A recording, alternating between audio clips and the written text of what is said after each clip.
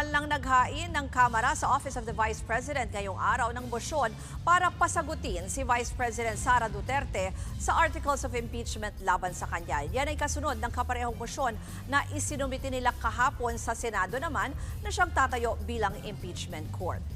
Para bigyan po tayo ng detalye, makakausap natin sa linya ng telepono si Mean Los Baños. Mean, ano ba itong naging hakbang ngayon ng mga taga-Kamara at may naging sagot na rin ba si Senator Chis Escudero tungkol doon sa ginawa nila rin kahapon? May rules na nindigan Senate President Chis Escudero na maaari lang padalhan ng summons o pagkomentuhin si Vice President Sara Duterte kapag na-convene na ang impeachment court. Bagay na pwede lang gawin kapag bumalik na sa sesyon ang Senado sa June 2. Sa proposed schedule kasi, Ruth, para sa impeachment trial ni VP Sara, sa pag-resume ng sesyon pa lang bibigyan ng pagkakataon ng prosecutors na ipresenta sa plenaryo ng Senado ang articles of impeachment. Saka lang din i-approve ang rules of impeachment at posibleng gawin na ring pasumpain ang mga senator judge kasabay ng pag-convene ng impeachment court. Kaya sabi ni Escudero, ang pinakamaagang pwede sila mag-issue ng writ of summons para kay VP Sara ay sa June 3 pa. Kahapon lang inihain ng mosyón sa pangunguna ni 4-piece Party List Representative Marcelino Libanan na mag-issue na ng writ of summons ang Senado para pasagutin si VP Sara kaugnay ng articles of impeachment laban sa kanya.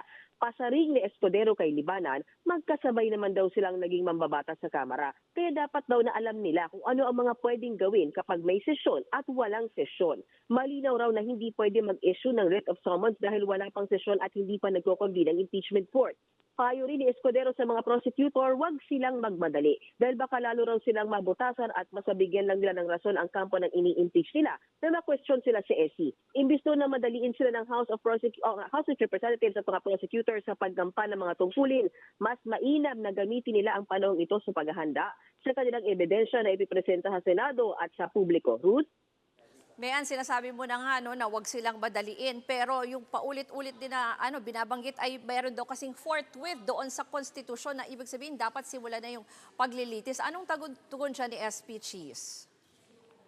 Pero ang sinasabi ni Senator Chis, ang ibig sabihin ng forthwith sa pagkakaintindi niya, reasonable time ang ibig sabihin nito at hindi raw tulad ng ordinaryong hearing na pwedeng gawin kahit naka-congressional break. At kung immediately lang din daw ang pag-uusapan, ang pasaling dyan ni Senator Chis, bakit naman daw yung mismong impeachment complaint inupuan ng mahigit 2 buwan o 2.5 months sa Kamara at bakit daw sa Senado kailangan uradang gagawin nila ito. So kumbaga sinasabi ni Senator Chis, bakit sa Kamara you also took your time? Bakit kami kailangang minamadali niyo?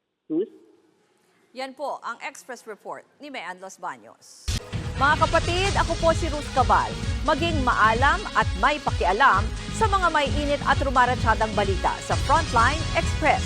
Para maging updated sa balitaan, mag-subscribe lang sa social media pages ng News 5.